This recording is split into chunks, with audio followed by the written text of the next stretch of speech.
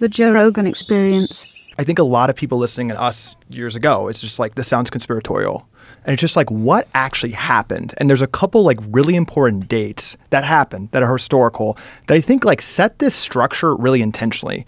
The first was 1909, the Flexner Report. So literally John D. Rockefeller's personal lawyer wrote the report for Congress that basically set the standard that's the standard today for medical education. And it literally says in the binding guidelines that holistic health and nutrition and anything about interconnectedness of the body is pseudoscience. It says we need to name the condition and cut it out or prescribe it. And what year is this? 1909. So they're still going by the recommendations of 1909. We still follow the Flexner Report. Some a policy. I mean, and we could get crazy. the policies, but like rescinding the Flexner Report and having updated scientific education and standard of care guidelines based on what we've learned since 1909 about the majesty of the interconnectedness of our body is a really good first start, because we're binded under a law, just demonstrably, just like, again, not conspiratorial. John D. Rockefeller's personal lawyer wrote this report. Why? Because John D. Rockefeller is the father of the pharmaceutical industry and created pharmaceuticals from byproducts of oil production,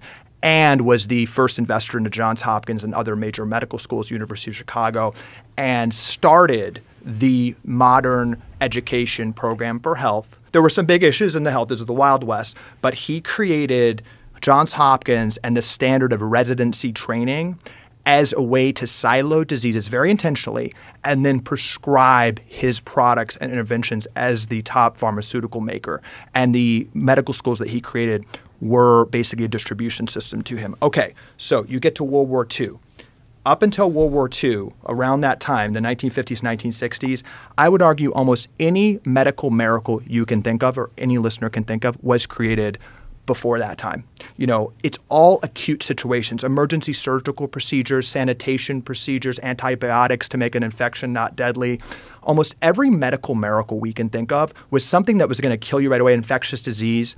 And then you take the pill or take the treatment for a finite period of time and you stop it, or do the surgery quickly and you're cured. Those are medical miracles. And we had a lot of good things happen up until World War II. Very intentionally, the medical industry saw the birth control pill in the late 1950s, 1960s. And the birth control pill was the first pill in world history that people took for longer than a couple weeks. It was the first pill ever that is like, oh, interesting. You can actually convince someone to take a pill for years, for almost most of their life. Recurring revenue.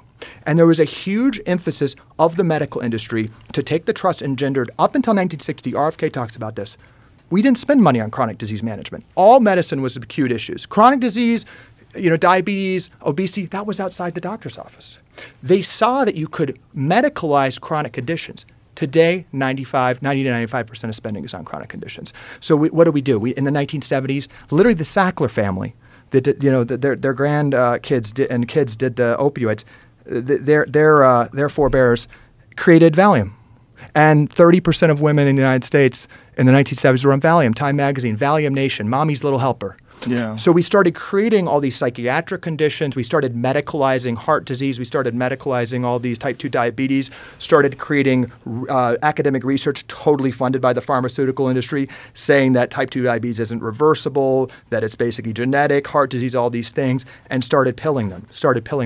Then what happened to food?